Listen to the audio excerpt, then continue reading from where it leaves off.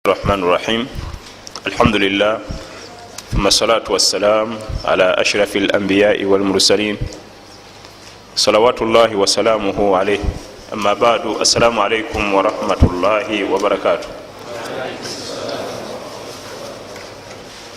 amatenda amajuvu ga Allah nanyini buyinza tumwebaza okusobozesa okuba nga tukutte eswala eno mu jamaa era tumusaba tukumire mu mbeera eno ey'okukwata eswala zaffe mu jamaa okutuusa we tuligenda mu ntaana zaffe ez'ekitiibwa nga we twogerera tezituli wala n'akatono. Tuli mu mwezi gwa Ramadan tegutuli wala, shahru Ramadan al mubaraka, omwezi gwa Ramadan tegutuli wala. Abasalafu abatusookawo abalongoofu bagwesunganga, ffe tugweraliikirira bweraliikirizi. Abasalafu abatusookawo abalongoofu bagwesunganga olw'embeera zaagwo mu kusonyiyibwa amazambi, gufumbekeddemu ibaada nyingi ez'enjawulo, naye ffe tugweraliikirira olw'enjala n'ennyonta n'okuba nti waliwo ebitulema gutulemesa obubikola mu mwezi ogwo. Bwe tumala ne tugamba nti tuli ku nkola y'abasalafu abatusookawo abalongoofu, ekyo kiba kituufu? Bwe tumala ne tulyoka tutegeeza abantu nti otulaba nti tuli ku nkola y'abatusookawo abalongoofu, ako tekaba katuufu. Bo bagwesunganga bwesunzi, etutya mutye n'okweraliikirira. Tusaba Allah tabaraka wa taala atuwe enniya ennungi ku mwezi ogwa Ramadani nga situgweraliikirira. Abamu balinamu ebyenfuna ebibafuliramu, bagwesunga lwa byanfuna. Waliwo abamu abalina restaurant nga weeri waliwo abasiramu bangiko, amanya ajja kusibulanga bangi olwo riziki ewere, yate ekyesongayo mu Ramadan. Abamu mukufe baimaamu abalina emizikiti gye tuweereza besunga omwezi ogwa Ramadan, kubanga ebiseera ebisinga imaamu mu mwezi ogwa Ramadan aba mugagga. Omugagga enjala bwe muluma nga nti egyabiri mugitwalire imaamu, egyetaano mugiwereze imaamu agulemu kasukaali. Kasi omugagga enjala awulira nti emutuusi ng'awuliriza imaamu akantu. Kati baimaamu abamu besunga omwezi ogwa Ramadan olw'ebyenfuna ebikola ki? Abasalafu abatusookawo abalongoofu besunganga omwezi ogwa Ramadan lwa ibaada ezirimu, kubanga gulina ibaada nyingi. Olunaku lulambo osiba mu ibaada, okusiiba ibaada nga tulina kubako kirala kyoyongerako oga nti leero nasiibye, eba kiki? Ibaada. Hadithi eri eya Abi Huraira radiyallahu anhu wa arda, idha dakhala Ramadan futihat abwabu ljanna wa ghulliqat abwabu niran wa suffidat ash-shayatin. Ramadan bweyingira emiryango gy'ejjana giggulwa, egy'omuliro ne giggalwa, ne sitaani ne bagissa ku mpingo. Figgi oba fikihi afumbekedde mu bigambo ebyo, bigambo biri bisatu, emboozi ziri ssatu, naye fikihi ali omwo nga batulaga bakenenulamu ebigambo amakulu agali mu hadithi y'omubaka sallallahu alaihi wasallam. Nakati olwaleero tukyetaagisa, tukirina obwetaavu okutegeeza abantu fikihi kyeki. Nam tukyalina obwetaavu okutegeeza abantu fikihi kyekiki. Nabbi yagamba nti omwezi gwa Ramadani bwe guyingira, Ramadan nga guyingidde, emiryango gy'ejjana giggulwa, egy'omuliro ne giggalwa, sitaani ne bagissa ku mpingo. Hadithi ya nabbi, fikihi alimu. Lwaki emiryango gy'ejjana giggulwa? Kubanga omwana Adamu essaawa ze 24 aba mu ibaada. Amakulu emirimu gy'asinga okukola gimutwala eno, ye yasiibye, eyo ibaada. Agenze okusala talawuya, eyo ibaada. Azikubisa okulya ddaaku, eyo ibaada. Okusiibulukuka, okusiibuluka obusiibukusi, ibaada. Okutta eryenvulyo ne giraasi eya juice, ibaada. Ezo zonna zeeyongeramu mu lunaku lwo, zobadde oliko luli, zeeyongerako ebitundutundu kumpi nga 40 ku buli 100. Ibaada ezeyongera mu lunaku. kubanga toba na talawuya, toba na kusiiba, toba na ddaaku, toba na kusibulukuka. Byonna byeyongeramu mu mwezi ogwa Ramadan. Katwaki emiryango gyejjana giggulwa kubanga emirimu gyokola mingiiko gyeyongeddemu egikutwala, ate egyo gyeyongera ku giri tegiseseetuka kubanga ensolo ettaano zisigalawo, sibe guli netwongerako bwongezi ibaada. Emiryango gy'omuliro ne giggalwa kubanga emirimu mitono nnyo egikolebwa mu mwezi gwa Ramadan egitwala mu muliro. Sheitaani ne bamussa ku mpingo. Al-Qab Iyad mu Sharh Sahih Muslim bwera nnyonnyola hadithi eyo nti Sheitaani bamuteeka ku mpingo, yaleeta ebigambo bisatu ku nsonga eyo. Ekigambo ekisooka aga nti Sheitaani gwe bayita Ibirisi gwe batwala ku mpingo, abalala tebabatwala.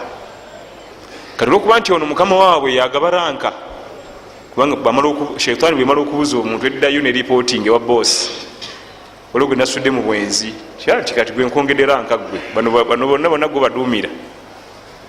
Kati olwokuba oyo abagabira ranka taliibo banafuwa mu nkola y'emirimu.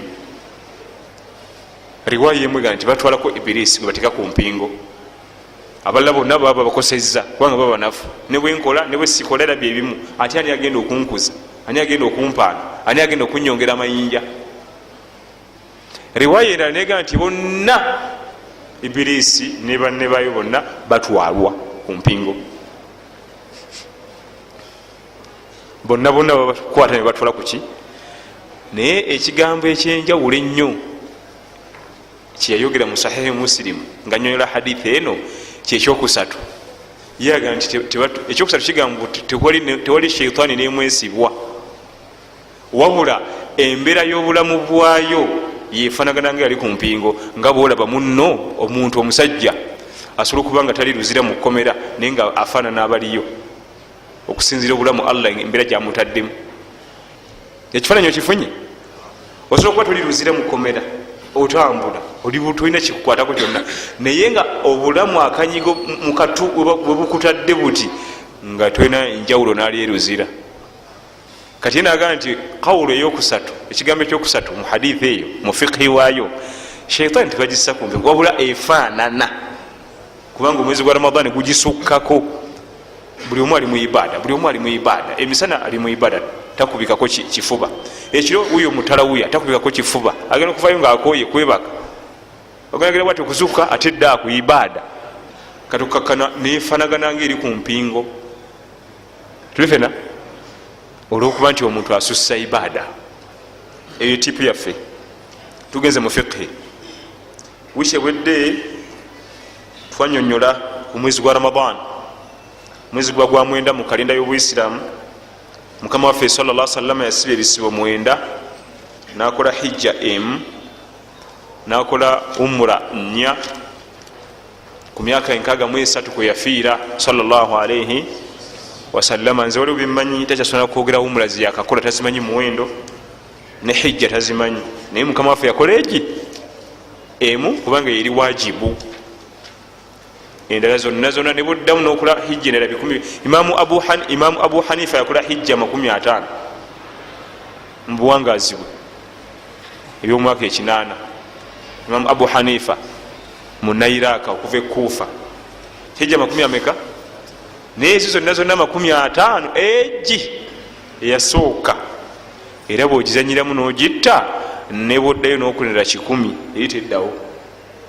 Hijja esooka yeri wajibu yekakatako eri obulamu bwo, bwogimala ne bwoddayo n'okola endala ate eno nefa, tebasobola kureplacinga. Zino zonna ozikola teriwali buzibu, ofuna empeera ziri sunna, naye eri tekola ki teddawo. Ensonga lwaki Mukama waffe yakola hijja ki twalaba ku mateeka fiqhi gwe twetagisa mu sola ey'etalawuya wiiki ewedde, naye essira lyasimbibwa nnyo ku luvunnama olw'okusoma sijulutiraawo. Netutunula ebifaananyi ebyenjawuloko ebisoba mu kimu, era twalaba nga omuntu yenna nga olina imamu akusaaza kikwetagisa okuba nga olina fikihi mungi nnyo, kumpi kujula kwenkana akusaaza yennyini, kubanga abamu balowooza nti imamu ye kasitaba nga ategera fikihi agenda tukulemberamu kiba kiwedde nedda. Olwaliro netwesa nti tugenda kutunulira ekifaananyi ekya alfath, masalatu lfathi ala limamu, amasala g'okujjukiza imamu, ebigambo ebikwatagana n'okujjukiza imamu waffe atusaaza mu swala. Osobola okuba nga ogenda mujjukiza kiyungo kyerabidde, osobola okuba nga ogenda mujjukiza Quran gyasoma, essuula gyasoma. Wiiki ewedde twagambako ku kigambo kino ku nsonga eno nti omuntu agenda okujjukiza imaamu asaaza alina okuba nga alina obukakafu obulaga nti ye ajjukiza asingako ku imaamu Quran tayunzi 3, amukubisamu emirundi 3 mu kugisoma ogitegeera olyoka ojjukize. Naye bampejjeesa ntetenkanya nenkikiitanya eba tashwishi kuleeta fujjo mu swala nakubuzaabuza, kubanga ate emikisa gyoyo okuba nti atajjukiza ekifo ennyo gyemingi. Masala gano bagogerako mu bitabo bya fikihi ebiwerako. Okujjukiza imamu olaba ngaekyokusaaga, eyo topiki namba etuza olukiiko lwabamanyi ne basula mu muholo nga batudde batakula mitwe, bakebera fikihi tebamulaba, banoonya aya, banoonya hadith. Ekisookera ddala mukama waffe sallallahu alaihi wasallama yerabirako mu swala, hadith eri mu Bukhari, naye bwe yerabira bo tebamujjukiza. Yerabira ki? Yerabirako ng'asaaza eswala neyerabira eraaka mu kifo ky'ennya n'abasaaza 2, olala neyerabirako Quran n'abuukawo aya, era tebamujjukiza kubanga bamutya mukama wange. Abo abasajja abawangalanga n'omubaka sallallahu alaihi wasallama bwe yalinga ayagala okukola ekintu ng'asobola kulowooza ku results, naye kati bwanangamba nti lwaki onzijukiriza ne gunsinga, naye bwanangamba nti ate lwaki tewanzijukiriza. Twalaba ku hadithi ya Hudhaifata bun al-Yamani bwe yali akuuma mu maka ga nabbi sallallahu alaihi wasallam ekiro, n'alaba nabbi ng'ali mu swala ze ez'ekiro ezizze nga ye zabanga mpanvu, n'ajja n'amwegattako n'asoma Bakara n'agissa wali. Yali amanyi bagenda kukutama, agenda okulaba bayingidde Ali Imran ng'amagulu gakankanye edda yenna agenda kugwa kigo, n'alowooza nti Imran wanagituka wakati tunakutama wa kati agenda okulaba bali kumpi jimala, kunalowooza Imran wekumwe tukutamira, agenda okulya asoma basimala ayingira Nisa. Kati mu kuyingira Nisa yafuna ebirowoozo 2 kanve mu swala, naye nagaa nti bwe naavaamu nambuuza nti wayingidde byaki byotasobola niyagabyo givaamu, naga kanjisigalemu. Kati ate abaali awo awuli agenda kuggwa, nagaa nti bwe naagwa ayinza okumbuuza nti lwaki walabye onoogwa togivaamu, lwaki walinza okutuuka ku mbeera ey'okugwa. Kati nabeera balowooza kino alaba kina disadvantage, balowooza kino ate alaba bajja mukwatirayo ensobi. Kati mukubeerawo newano nagimalako, buli kirowoozo ekijja akirowoozaako nalaba nga kiyinza omuleetera obuzibu. Bowe batwe bakolanga, tasalawo lumu. Naye swala gye yamusanga asala yaliiye. Era eno kino kigenda kuba imamu baffe abagenda tusaze talawiya. Gweweera kusoma juzu 2 tetukugaana, ffe tusomere emu wano, ddayo mu nnyumba yo, oba osoma 8 gwomanyi.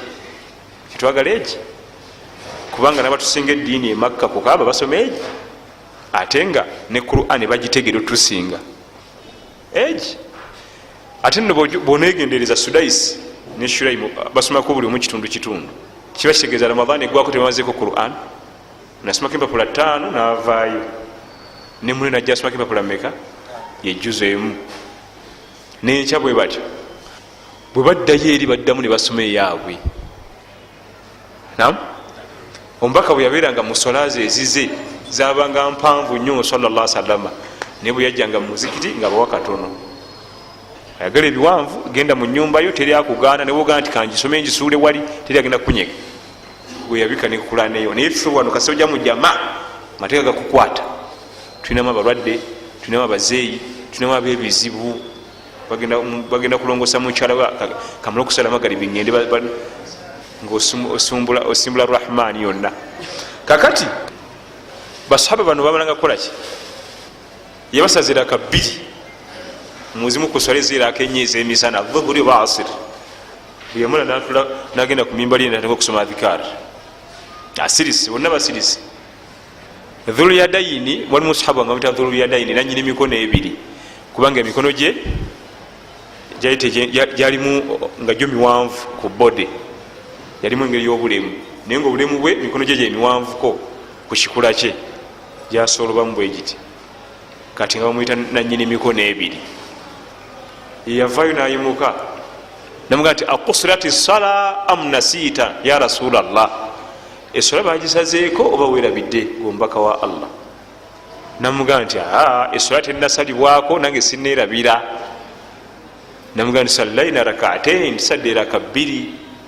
Nakyuka natundira basajja be ab'okulusegere Abubakar ne Umar, bamuli wano ne batyo omugamba sallallahu alaihi wasallam. Nababuuza nti byayogera bituufu? Ne bagamba nti naam. Nabongererako endala bbiri, esola nejjula. Lwaki ndeese ekyo? Okulaga nti n'omubaka yennyini yasobola okukola ki? Okwerabira. Kati wabanga yoyo yeerabira, aliko ne sapooti ey'enjawulo, alina powers ez'enjawulo, olwo ffe bannamba lujega. Ekyo ngaokitadde ku mabbali, ate waliwo Quran yabuka aya, hadithi ya Abdullah ibn Umar ibn al-Khattab radiyallahu anhu anna Rasulullahi sallallahu alayhi wa sallama salla salatan faqara'a fiha falabisa alayhi. Mukama waffe sallallahu alayhi wa sallam yatusaaza eswala nasoma ku Quran ekitundutundu ekiwera nekimutabukako, falabisa alayhi.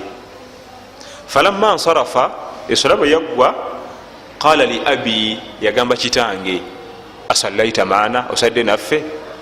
Qala naam. Namugaa nti ye. Namugaa nti fama manaaka, kiki ekikuganya okunzijukiza? Abdullah ibn Umar anyumya ebigambo bino, ono omuvubuka bamutanga Budala mutabani wa Umar ibn al-Khattabi radiyallahu anhu wa arda, omu ku basahaba abaali abato bamusaayi muto. Aga nti twasaala eswala ne nabbi nasoma Quran nemutabukako. Bwe twamala nabuuza taata wange yani olwo? Umar ibn al-Khattab. Nabuuza kitange nti osadde naffe? Taata namugaa nti namugaa nti kiki ekiganya okunzijukiza? Naye bano bawumba lwawulira nga aya zimutabuseeko naye tebamujjukiza, nga bumanyi nti bo balinanga endowooza mmeka? Atuyinza omujjukiza natugaa nti ani bagambye okunzijukiza? Ate tuyinza omuleka natugaa nti ate lwaki mwandesse? Kati mukubeerawo wakati awo wewatyo, essola negenda mu maaso. Nkirese kulaga nti n'omubaka yakola ki? Naye nakkiriza nababuuza nti lwaki temwanzijukiza nga aya njerabidde? Bannakinku bafike bubaga nti baagana omujjukiza kubanga tewali yali amuwunyamu mu Quran. Nga kiki ojjukiza? Igwe ojjukiza omubaka wa Allah aya Quran, igwe bubaga nti katumuleke ajjukizibwa, kubanga etteeka bafukaha baga nti gweokujjukiza asaaza oba omukubisamu emirundi ngaemeka. Kakati n'omubaka sallallahu alaihi wasallama Quran neraka eza bulijjo yabyerabiranga, naye ebyo byonna Allah yabireetanga ku mubaka asobole otuyigiriza. Kino bwe kibanga kiguddewo mukola muti, kino bwe kibanga kiguddewo mukola muti. Namwerabiza mu kino ne bamujjukiza, nakola kino nakola kikutuyigiriza sallallahu alaihi wasallama. Kati amasala gano ag'okujjukiza imaamu Quran galimu emiteeko ebiri. Waliwo omuteeko oguli wajibu n'oguli mustahabbu. Waliwo imaamu wasobya Quran nga kibakakatako mujjukiza, nga kiri wajibu, kibakakatako okukola ki?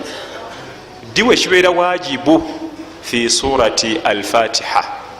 Singa imaamu asobya suratu al-Fatiha mukakatibwako mujjukiza, ate mukatundu ako okumujjukiza mu al-Fatiha tekitegesana kuba nti omukubisamu n'emirundi okuba nti omanyi Quran, kubanga al-Fatiha mpaji mu mpaji z'eswala.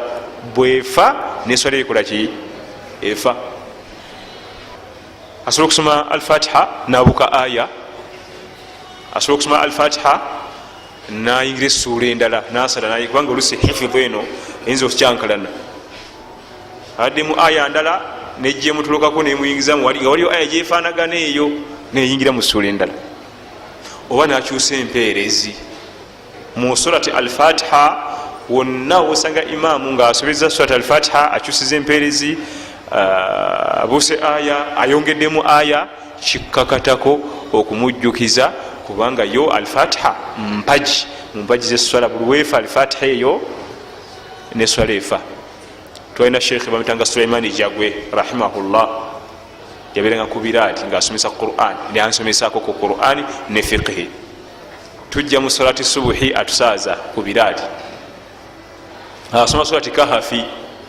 Jukira nti qiraa eya surati eya fajiri okusoma kwa salati subuhi kuba kuwanvumuko.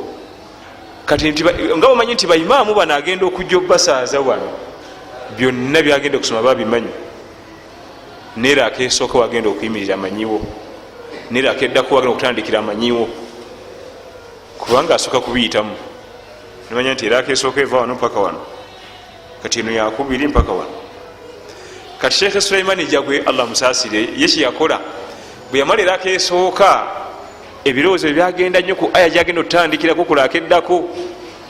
Bwe yayimuka kulaka eyokubiri yasoma busomi aya eri we yatadde ebirowoozo Al-Fatiha nagireka nagyerabira ngera omuntu masjidi ekubyeko ba tulabul ilm nasoma aya eddako amma safina yali atengeko amma safina fakanat limasakin nibamugaa subhanallah nasirika nanoonya kubanga kigambo subhanallah kikola mu biyungo so si mu bigambo oba mu nsoma ya Quran.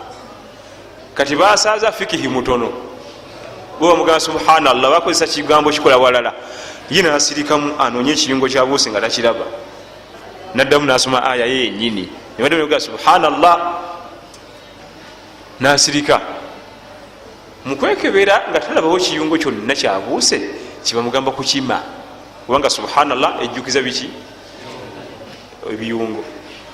Kati mubaalimu oba waliwo yali amanyi ku fikihi nalyokaga nti alhamdulillahi rabbil alamin. Kati imaamu najjukira nti mbadde sisomya Al-Fatiha, nasoma Al-Fatiha. Era bwe twamala natugamba nti subhanallah kikola ku biyungo. Naye bwogamba imaamu subhanallah ng'asobeza aya Quran nebyomuga tabitegeera naye ayogera ekyo subhanallah. Kati imaamu singa abuuka Al-Fatiha mujjukize kubanga yompaji oba ayongeddemu aya oba akendezezza. Naye ate omuteeko gwokubiri wano mu Al-Fatiha tujjukiza imaamu kitukakatako kubanga tumujjukiza kubanga mpaji mu mpaji z'esswala ate kitta esswala singa kibanga tukikoze. Al-Fatihu athani olujjukiza olwokubiri luli mustahabu lugwana. Amateeka tulina 6 ag'obusiraamu. Amateeka agakufuga essawa za 24 gali 6. Mulimu etteeka libata mustahabu ebintu ebigwana. Al-mubah al-ahkam at-taklifiya inda ulamau al-fiqh. Amateeka agafuga omuntu amaze okukula nga aziza omukono emabega oba afunye sayini eziraga nti asajja kudde gali 6.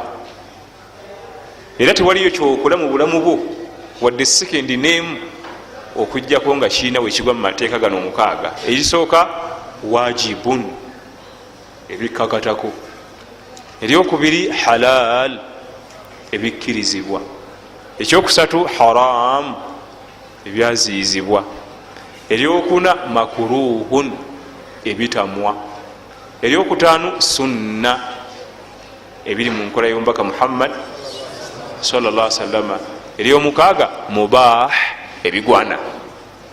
Tewaliyo kyokola mu bulamu bwo okujjako nga kina mu seeti ezo 6 wekigwa. Kati okujjukiza imaamu waffe ng'akoze ensobi mu kusoma Quran etali suratu Al-Fatiha kigwa mu seeti ey'omukaaga kigwana. Naye waliwo obukakulizo obugenda okujjula.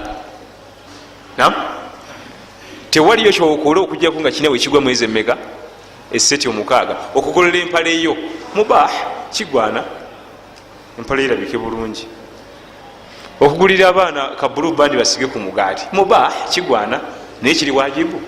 Sato basomesa esswala kiri wajibu, obasomesa eddiini yabwe kiri wajibu. Omusango gwejjeko basomesa eddiini bagende bakola ebyabwe balimanya ogwo wagumala.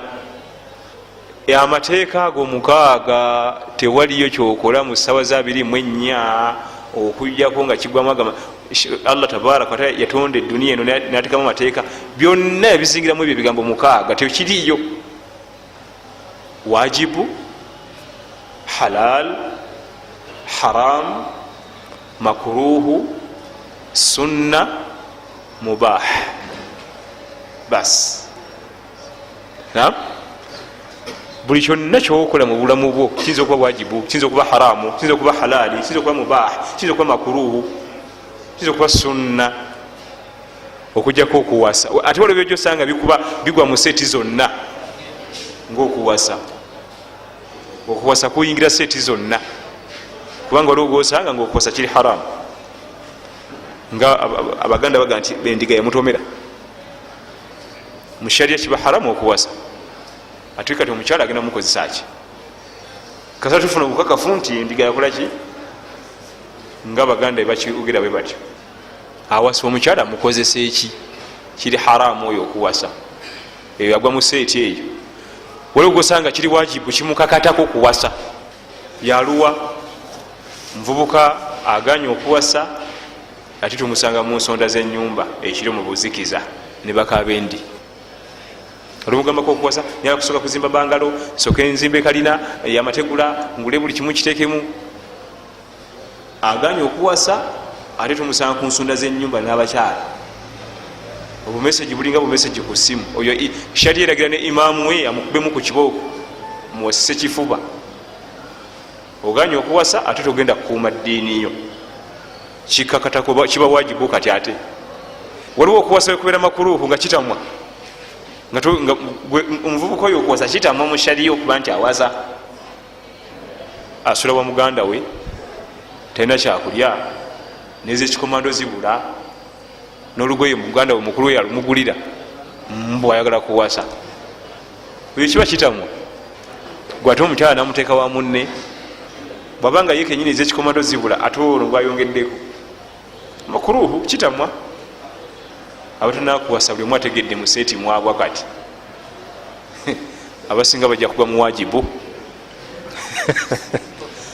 abasinga naddala abavubuka bali ku univesity bagwa muwajibu abasoma abo abayizi kakati okujjukiza imaamu atusaaza mu sala nga Quran emukyankalanyeko mu sura etali alifatiha kigwana lwaki alifatiha ye tugaye nti eri wajibu kubanga mpaji mu mpaji zaki ate sura zino eziddako zo ziri sunna nam ziri ki ziri sunna ensobe ya Qur'ani eyo baimamu basobya Qur'ani mu miteeko mingi waliwo taghiri lharaka okukyusa empeerezi ebadde fataha nefuka kasira nam ebadde dhamma nagifula sukun kati empere ekika ekyo enzijukiza y'ekika ekyo kiba kitegeeza gwe wootuukira okuwulira nti awo waddewo sukuni ataddewo dhamma nawe oba mukugu gwe kenyini bamuki mukugu okutuuka okiwulira nti awo waliwo sukun ayatuddemu dhamma awo waliwo fataha ayatuddemu kasira kiba kitegeeza nawe Qur'ani oyinawo at least kale level kwoli mu kugisoma kubanga si kyangu ako kukawulira newabawo enkyusa newabawo abuuka aya abadde asoma Qur'an nabuukira ddala aya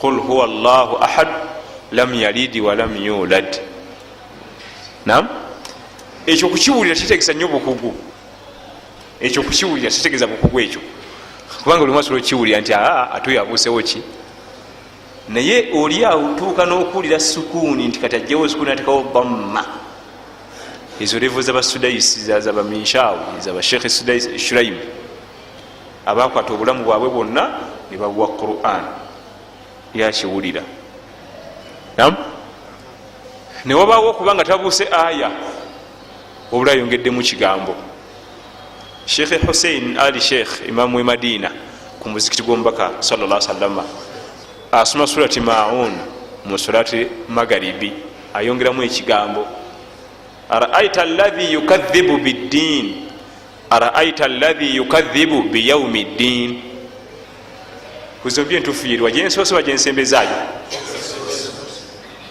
gyensose yentuufu araaita alladhi yukadhibu biddin araaita alladhi yukadhibu biyaumi ddin.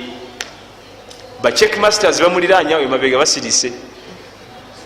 jukira nti ate waliyo aya endala mu Qur'an ezika ekigambo biyaumi ddin mweziri mu Qur'an yomwe nyini ezika ekigambo nti biyaumi ddin. manyi Qur'an ngazi ate gyokumya okukwata ebingi gyebikoma okwambalagana bwe tubikoola olina okubanga olikoola nnyo Qur'an bwogikoola oyisamu akakumbi bwotayisaamu omuddo gugimeramu guti nezika. olina kubanga oli mukoozi nnyo akakatono koolinawo sooka okakoole ye newekikako ffe bawalimu ne gujja bagira omuwalimu ekimufuula okuba nti mubi butakoola Qur'an ngaoyagala okufuuka omubi nnyo. ate okumanya Qur'an yagenda wala buli otagikoola tayimu etuukanga ne aya emu bweti bwoba ogisoma ku lulimi ekankana nga tenywerako anti tokoola. ali Sheikh Hussein asoma essuula eyo araaita alladhi yukadhibu biyaumi ddin. essuula negenda mu maaso magaribi basaza bali basaza abantu ebamu miliyoni si bibino ebyaffe wano ali mu bantu miliyoni namba gyasaza asoma aya eyo bwatyo. kyenzijukira bwe twamala esswala buli omu yajeyo Qur'ani emuliranye akebere nti bulijjo ekigambo biyaumi weekiri oba bujjo nakwata bubi nam kuba kati masigiriza bwinza okuba nga oyimiridde ngaeri ku shoprite eri gyoli imamu ali wano kati olusi bamujjukiza notamanyi nakumanya olusi towulira okebera nga tekiriiwo yayongeramu ekigambo naye tebamujjukiza bamuleka kubanga ekigambo kyayongeramu tekikosa ne aya gyezirize ennyini ezisoma bwe zityo. waliwo aya ezisoma biyaumi ddin naye nga bacheck masters abamuyimiridde mu mugongo abasoma Qur'an bagikuguka wano waffe baba bakulandukidde dda abantu nga 30. waliwo ali mu nsonda waliwo ali eri wansi mu kidaala waliwo ali wano nolowooza tuli mu owino. waliwo okwongeramu ekigambo waliwo okuteekawo ekirala nga kikyusiza ddala aya newabawo okubuukira ddala aya. Sheikh Ali Jabir bano benjogerako abawuliza ennyo Qur'an baba bamanyi. Sheikh Ali Jabiri yali imamu e Makka mu gy'ekyenda yali muzibu nnyo mu kusoma Qur'an naye yafa 25 Allah musaasire nga hijja yakaggwa bweti naafa. Ali Jabir yali musomi wa Qur'an atagambika ku mirembe gwe. kigambibwa okuba nti yafuna ayinu kyeki ekiiso bamukwatibwa ensaalwa ne bamukuba ekiiso. bwe yajjanga okusoma ku Qur'an mu swala nga buli wasoma aya azeerabira. kati lumu najja asoma suratu Ikhlas qul huwa Allahu ahad nemulema naginoonya ate balwawo waabwe okujjukiza tebamala gajjukiza balwirawo ddala kubanga imaamu etteeka likugaa nti topapa kumujjukiza. twagenda omuteeka waabwe nga tumumanyi nti abimanyi byakola kati gwomwagaza ati oba gwe obimanyi nnyo jangu ontugenda omuteekawo nga tumukoze eki muleke muwe tayimu bwe nemubulako ajja kuddayo agikime aya agitereeze bewaabwe bamala kakasa nti biganidde ddala oba imaamu nasirika nalaga nti asaba buki kubanga tugenda kukiraba mu maaso wano diwa okkirizibwa okujjukiza imaamu. waliwo imaamu asirika nalaga nti nze biganye nsaba buyambi emabega waliwo nno okubusaba nga naye ate teri muyambi n'ogwo. kati bo bali olwokuba lwawo okujjukiza naye kenyini aba yekakasa bwaddayo bwagikima bwebula naye kul huwa Allahu ahad suratul Ikhlas nemubula mpaka bamujjukiza aya eddako. era olwava bwati mu swala nalitayalinga obwaimamu bwamwe buubwo enyumba yamwe gyemwampa yiyo emoka yamwe yiyo sekyuliite byonna ngenze kukola jange. yandibadde essuula endala nenema kul huwa Allahu ahad n'akaana kange akato kagimanyi nenjiddingana nenzirayo nenjikima gyetandikira ngireete mpitewo niwagaana manye basoma Qur'an bange muloka eseeredde bwegaana naddayo eri nasinziira naleeta netukawo negaana era kiba kimugaa nti lwoddayo ojja kuyitawo naddayo eri naleeta kati nabasomi ba Qur'an we bati basoma bo era bamugaa nti aya bwegaana sokoddeyo osinziire oleete ogwokusooka ogwokusatu bwotuuka mu gwokusatu ne bigaana mwe ojja kwetaaga obuyambi. Sheikh Ali Jabiri nawumula nagenda Jidda nazimba masijidi eyiye natandika okusaaza eyo. Allah namuwa abantu bonna ne bali masijidi ekubako kubanga yali musomi wa Qur'an mulungi nnyo eddoboozi nga dene bweriti naye nga liwomesa nnyo Qur'an al-Karim.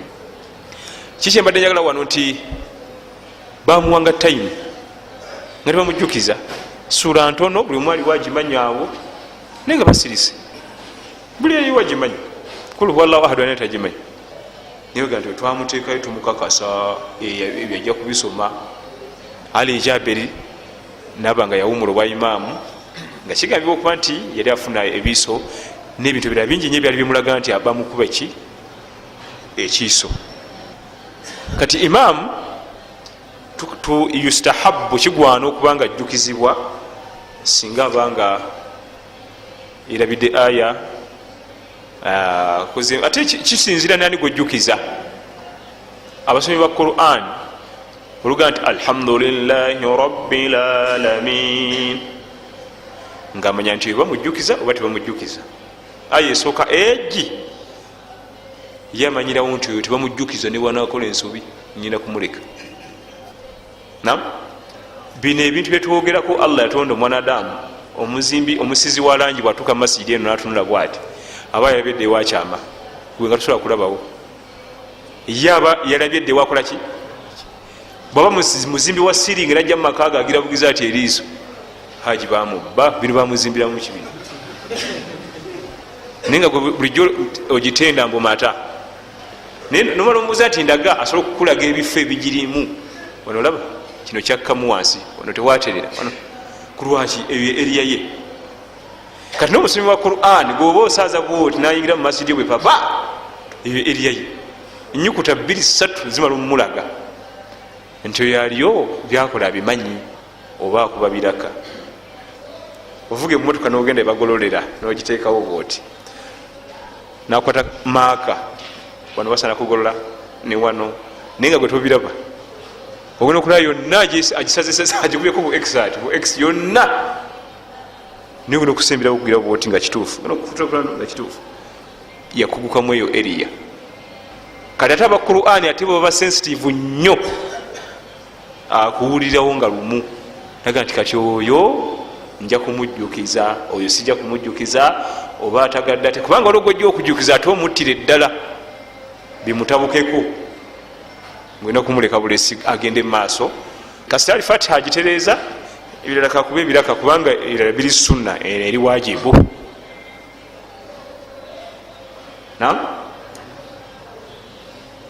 Gwe eri yeyiyo oba yeeriwa simanyi nakumanya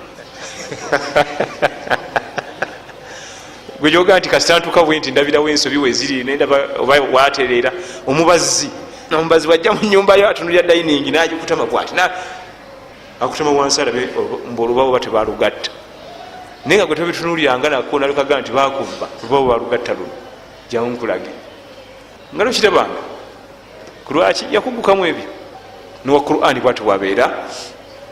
Kati waliwo imaamu nga tebamujjukiza ojja kuleeta tashwish ojja mutawanya bwona omujjukiza ajja nakupanikinga n'ebirala byonna ebibaddemu abyerabire ate ayongere nansobi ku nsobi ngwena mumuleka kubanga ku kyalo gwe tulinawo yoyo ate kati otandika omujjukiza omulemesi omale ogende e Kampala ani anatusaaza. Bwe namala senior 4 twagenda erwanda okusaza etalawiya ne mukwano gwange waliwo bamutanga Sheikh Abdurrahman bakundikize yatutwala yali musajja abeereeyo zine bantwala ebutale ye munange nasigala ekigali. Ebiseera ebyo Qur'an yali wansi nnyo wano waffe e Uganda so nga ate eri ate nga kisufu okuba wansi n'obunafu nga bwamaanyi.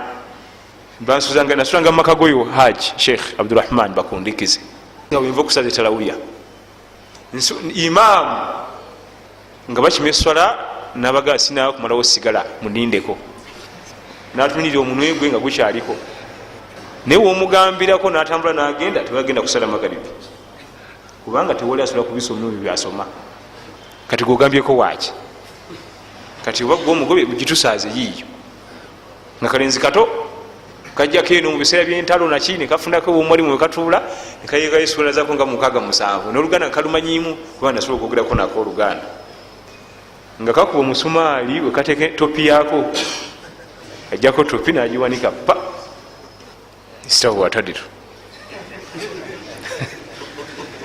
eno tuli kukyengera jama bwenatuukayo yagenda okulanyiza embeera zange ezanjawulo nokulamanyi oluganda obuzibu bwenafuna bwesidangamu kufuna language barrier bogera lufalansa na lunyarwanda zinyira luzungu luwarabu luganda nga twawukanira ddala 100 ku 100 ewaka wembeera tewali amanyiyo bamanyiyo kaswahili akatono nzisimanyi luswahili naam naye nga tukozesa olulimi olusinga okutegeerwa ensi yonna sayini ebbanga lyonna sayini naye wadde ebyo byonna byaliwo tekyannemesa kuweereza umma era nga tugenda bulungi talawuya negenda maaso subuhi magaribi isha kusiiba kuza kudaaku byonna nga bitambula bulungi wadde ennimi zali tezikolaki naye imaamu yena ninjogera naye kubanga yabeerako eno mu biseera byentalo ngaamanyimu ku luganda nemugamba sheekh imaamu teyeyisa bwatyo obujiini buno obuyita kuno buveemu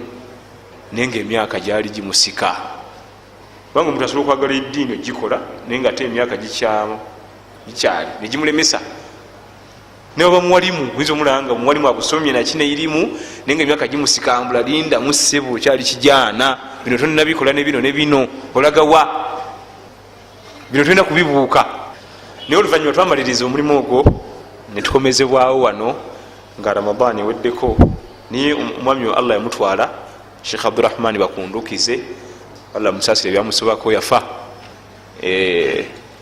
nafuka wa famire winjagalira ngenda nenkonkona barakallahu fikum wa jazakum llahu khair dawabit alfathi ala alimam bino anajjukiza imamu bikulu musala mulazamatu assafi alawwal anajjukiza imamu bwe oyagala okubeera muba anajjukiza imamu fuba okulaba nti oba kulayini esooka ate si kulayini esooka wabula mu bifo ebiriranye ewali imamu kubanga kati emizikiti egimu emiwanvu kati nga guno wadde layini esooka ate waliwo ali eri ku dirisa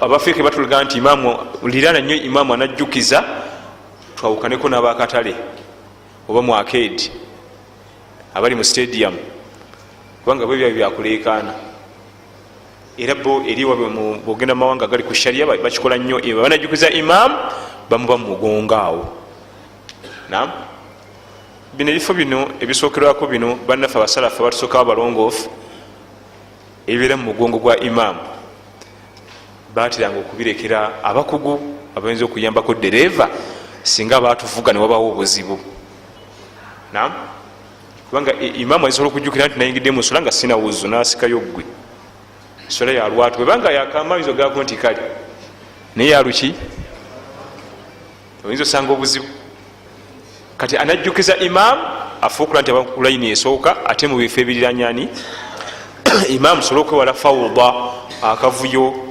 n'okufanaganamu abali mu stadium y'omupiira oli alekanira eri ate nona ali eri alekana nam ekyokubiri itiqana alquran alkarim okubanga qurani ogyekakasa sheikh uthaymin bamubuuza mu masala oliyaga nti imamu namuwulira nga asobya naye nga aya gyasomye si yegendawo naye nga egendawo njerabidde mukolere ki nagaa nti muveeko wekenyi tumanyi kiriwo ekiddawo tokimanyi ate olwaki olaga nti omujjukiza eki ajjukiza alina okubanga qur'ani agyekakasa n'okusinga atusaaza okumusingako emirundi ngaemeka ngaesatu kimuletera okuba nti byajjukiza bituufu lwaki imamu ono wasobya qur'ani nga atusaaza yetafuna musango kubanga aba takigenderedde eba khataa nsobi ngaomuntu kati gwajjukiza ate singa osobya gwate ofuna kubanga goba ogenderedde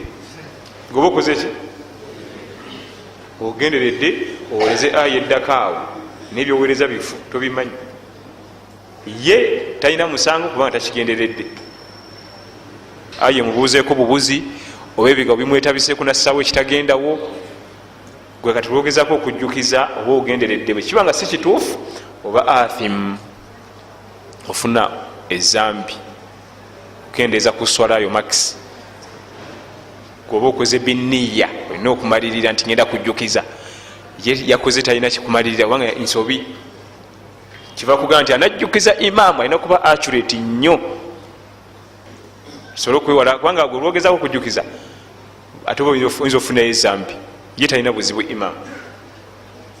Okulindamu imaamu n'asirika, imaamu tebamujjukiza nga asoma, kubanga bw'oyogera nga naye asoma takuwulira. Omukanga bukanzi nawulirayo eddoboozi. Allah atonda omwana Adamu, omwana Adamu bw'aba ayogera tawulira. Kasota ne kwogera bwoti sensi zino nga zisirika ez'amatu, kati bw'osirika nga ziddako zina switch eri automatic. Era singa oba oyogera ne obawo ekibadde wogira bugize oti kiki ekyo kyempulidde, so nga ate singa obadde osirisi wandigee nti akaboda kalina kikakonyeeko, waliwo akonkonye. Naye singa bakonkona olijjirwo ngaoyogera webuuza bubuuza nti waliwo kyempulidde naye sikitegedde. Kulwaki bwoba oyogera bwoti sensi zino zinafuwa. Kati imamu bw'aba asoma Quran n'agisobya, guno yagala omujjukize ate asoma, waliwo nabalina emize akujjukiza osoma, bw'osirika omuwulire naye n'asirika, bwoddamu okusoma n'aweereza. Mulinde kasirike, bw'anaasirika weereza, tomujjukiriza wakati mukolaki. Olusi imaamu aba asirise kumira malusu oba kussa mukka, asika omukka omulala agende mu maaso. Si buli wasirikamu nti jjukiza. Asobola okusirikamu olw'ekikololo nga yagala kukolola, asobola okusirikamu olw'okumira amalusu, asobola okusirikamu ajjukire aya eddako. Si buli wasirikamu nti jjukiza. Era imaamu ajjukizibwa nga tumaze kakasa nti aya eganye. Ebyo bitwogerako biri kuwuli times 3, tugambe gwe times 3. Imaamu atusaaze omukubisaamu 3 mu Qur'an, gwe ayimiridde wane mabegawe. Bw'oba onoomujjukiza mala kakasa nti aya emubuze. Bw'otya wolikakasiza ye kenyini kwe kusirika n'asaba obuyambi. Ya ayyuha alladhina amanu, n'asirika. Ya ayyuha alladhina amanu kutiba, n'asirika. Kiba kitegeeza nti afunyemu obuzibu, aya eddako tamanyi kiddako, aba asaba buki. Naye aya agisirisiza bulungi, asirisemu amira amalusu nituweereza. Kati olwokuba nti eswala yetalawiya yo erimu Qur'ani mpanvu n'okujjukiza kungi n'oyimamu okuba nti aya zimubulako, tulondera ddala abagenda okukola omulimu ogw'okumujjukiza. Bo tubalonda balonde babeere 2 3, abala tubireke, kubanga newasobya tetufuna musango neswala tefa. Saa tefe wetugezako omujjukiza ntumuweereza ebifu tufuna. Tulonde abantu baffe 3 babeerewo wano, ku 3 bo beerondemu omu nga ye namba 1 mu kumujjukiza. Bw'amala okulemwa addako alyoka ajjukize. Byonna ebyo shariya ebituteerawo okukendeeza kavuyo. Eno swala ibaada, tuyimiridde maaso ga mulezi waffe. Bwemba muna agenda osinkana pulezidenti bateekawo n'ayogera, tulina ensonga zaffe tugenda zinyonyola mukulu nankani. Yena ya pulezidenti yenna RDC just kugenda wa RDC gwogenda okwogera ensonga zetuziwoona ffe tugenda kusirika busirisi. Si bwe kiba naye nga musajja wattu gwe muti okamala alina kaki musajja wattu. Era olutuukayo nga basirika ono okujjako nga alina kyasobezza nga newaba bamuyambaku ti ekyo ensonga eri bweti nebweti nebweti, abala nga basirise. Kati bwetuba nga tusobola okutegeka enkuŋŋaana ensisinkana n'abakulu ne beero si 1 ero si 2, olwo ate ffe ababeera mu maaso ga Mukama waffe tabaraka wa taala. Lwaki twegera mu fawuda akavuyo? Essula ogimanyi oli walisirika kireke, tekiri wajibu, tekikkakatako nti muweereze. Bw'oba oyagala nnyo okujjukiza gaba bakulonda obeere ku bali. Ettalawiya masiri yaffe ekitiibwa tulonde abantu 3 abagenda okuyambagako imaamu. Era tugabe system, si buli omuntu agenda kukolaki, kubanga abamu babuuza bubuuza imaamu, batabula bitabule ne bamuzza emabega. Barakallahu fikum wa jazakumullahu khair. amasala agakolagana n'okujjukiza imamu muswala mu bufunze bwetu bwetugafunziza tutunulire nnyo embeera ezo nokuba n'obugumiikiriza eri imamu waffe twamuteekayo nga tumwesige mu bisigadde era mukakase nti ajja kujjukira. subhanaka allahumma bihamdika ashhadu an la ilaha illa ant astaghfiruka wa atubu ilaik. wassalamu alaikum warahmatullahi wabarakatuh.